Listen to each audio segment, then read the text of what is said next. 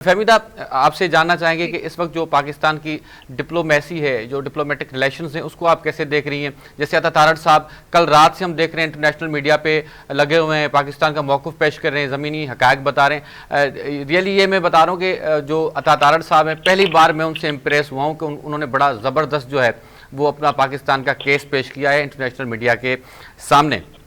आलमी बिरादरी के साथ जो हमारे इस वक्त ताल्लुकात हैं, तो क्या आलमी बिरादरी कोई किरदार अदा कर सकती है इस वक्त। हमने माजी में देखा कि अमेरिका ने मुतादिद बार कहा कि भाई कशीदगी कम करें, ईरान ने कोशिशें की, चाइना ने अपने जो है वो बयानात इस हवाले से सामने आए। जो अमेरिकी नायब सदर है जेडी वेंस, उनका एक बयान जिन्होंने कुछ दिन पहले इंडिया का दौरा भी किया था, उनका बयान भी सामने है कि इंडिया कोई ऐसा जो है वो हरकत, ऐसी कोई इकदाम ना उठाए जिससे इलाकाई तनाज़ा बढ़े, लेकिन इंडिया ने उठा लिया है। तो अब क्या आलमी बिरादरी कोई किरदार अदा कर सकती है इस सारी सूरत हाल में। बिल्कुल सना, मैं आपकी इस बात से बिल्कुल मुत्तफिक हूँ कि पहली बार अता तारड़ से हम सब जो है वो बहुत तनकीद उनके ऊपर करते रहे हैं। हाँ, पहली बार है वो हम मुतासिर हो रहे हैं। और जिस दिन से ये वाकया हुआ है उस दिन से पाकिस्तान का आप देखें कि पाकिस्तान ने किस अच्छाई से, किस सच्चाई से और कितनी मजबूती के साथ अपना केस दुनिया के सामने रखा है। पाकिस्तान ने तो सारे एविडेंस पहलगाम वाकई की, ये जो फॉल्स फ्लैग ऑपरेशन मोदी सरकार की जानिब से किया गया है, उसके हवाले से पूरी दुनिया के सामने रखे गए। और आज का दिन आ गया है, पहलगाम वाकये से रिलेटेड किसी किस्म का भी मोदी सरकार ने कोई भी जो है वो सबूत दुनिया के सामने नहीं रखा है। जब उनसे कहा जाता है कि थर्ड पार्टी इन्वेस्टिगेशन करवा लें, कोई फोरम देख लें, की बात कर लें, तो वो उसके लिए भी तैयार नहीं है। आज मैं आपको बता दूं, जिस वक्त आज असेंबली का जो आज इजलास हुआ है उसमें हम मौजूद थे और हमने प्राइम मिनिस्टर की स्पीच, बिलावल भुट्टो जरदारी की स्पीच और ताजुल साहिबा की स्पीच जो है वहां पे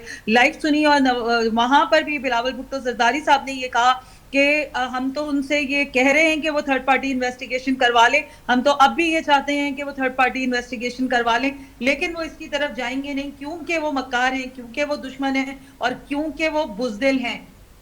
तो ये सूरत हाल है। और ये पाकिस्तान ने जिस तरह से अता तारड़ एलओसी पर लेकर गए, जैसे आपको पता है कि एलओसी से भी मैं होकर आई हूं, तो एलओसी पर जिस तरह से पाकिस्तान की अफवाज तैयार खड़ी थी, जो उनका जज्बा था, वो मैं खुद अपनी आंखों से देख कर आई हूं। जिस तरह चेक पोस्ट पर वो अलर्ट हैं और जिस तरह से वहां पर उन्होंने भारत को मुंह तोड़ जवाब दिया है, वो काबिल जिक्र है। और उसी तरह हमारी जो सियासी क़यादत है, ये मैं इस वक्त आपके प्रोग्राम से तहरीक इंसाफ को भी बहुत ज्यादा अप्रिशिएट करना चाहूंगी कि उन्होंने इस वक्त जो है हालात की संजीदगी को समझते हुए, नेशनल कंसेंसस को समझते हुए, वो उनकी प्रेजेंस जो है, आज उनकी क़यादत ताजुल साहिबा और अली मोहम्मद खान जो है और बाकी दीगर जो उनके लोग हैं, वो आज असेंबली में मौजूद थे। और सबसे पहले हम सब के लिए पाकिस्तान है, तो ये नेशनल कंसेंसस जो है वो दुनिया के सामने पाकिस्तान ने सिफारती सत्ता पे रखा है। दूसरी जानिब हमारे जो डिप्टी प्राइम मिनिस्टर हैं इसहाक डार साहब,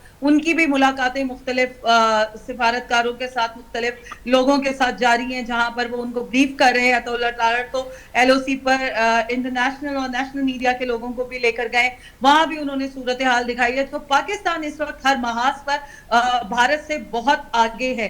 और जैसे कि खदीजा ने भी कहा और जैसे कि आप भी कह रहे हैं कि भारत में जो ये डर और खौफ है वो ये है कि उनको खुद बहुत अच्छी तरह से पता है कि वो अफवाज पाकिस्तान का बिल्कुल भी मुकाबला नहीं कर सकते हैं। और हमारे ज़राए भी जो हमारे पास, जो हमारी सोर्सेज हैं, वो यही बता रहे हैं कि ये तो जो पाकिस्तान ने कदम उठाया है, पाकिस्तान कभी ये कदम नहीं उठाता, ये पाकिस्तान का डिफेंस था जो पाकिस्तान ने इंडिया को जवाब दिया है। अभी पाकिस्तान का जवाब जो है वो बाकी है और ये देखना होगा कि पाकिस्तान का जवाब जो है वो कितनी घंटों की बात है या कितने दिन की बात है। ये अब पाकिस्तान की मर्जी है कि वो किस तरह से और किस वक्त जो है वो जवाब देंगे, क्योंकि they have all the right to do so. Thank you.